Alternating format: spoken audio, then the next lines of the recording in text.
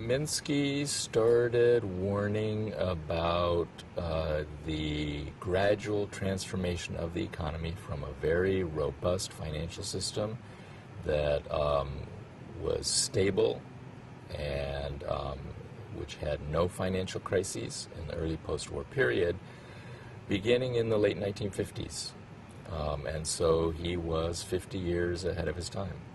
He warned that what would happen is that gradually over time, debts in the private sector would tend to build up, that increasingly risky financial innovations, they had already started to occur in the late 50s, and that those would increase over time, that stability itself is destabilizing. I mean, he's very famous for this statement that although things appear very stable now, he's warning in the late 50s, gradually over time that stability will build confidence to take increasingly risky positions in assets.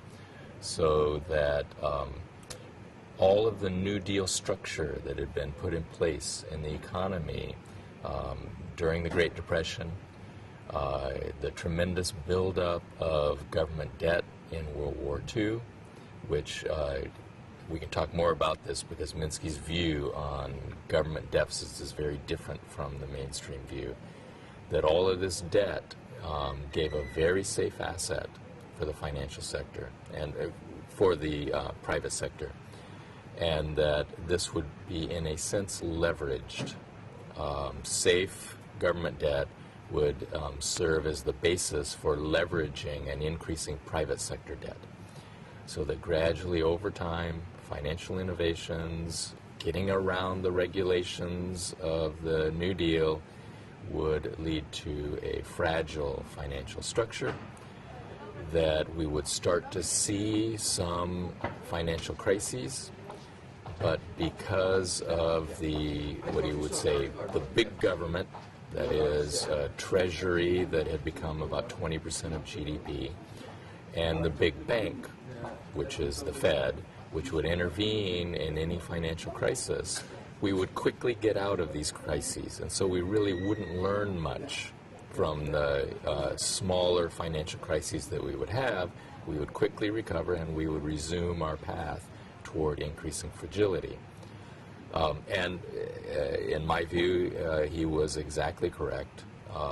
He did, of course, extend his analysis, deepen the analysis, adjust it over time. He continually worked on this from the 50s until 1996 when he died. So he would take account of the new innovations and include those in his theories. But I think that the economy did follow this path, and we saw increasingly frequent and increasingly severe financial crises over the post-war period.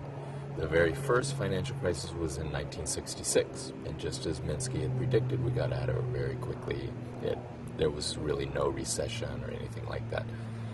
And then we had 1970, 1974, 1980, 1982, 1987 stock market crash, around 1990, probably all the big banks in the United States were insolvent, and then on to the current crisis. So a lot of people say that this is a Minsky crisis. People have used the term the Minsky moment, and so lots of people have become aware of his analysis, but they're not really, I think, incorporating his analysis in their analysis of this crisis, because they're dating the beginning to 2002, 2004, something like that, whereas the beginning of this crisis is 1951. So it's a Minsky half century. It's not a Minsky moment.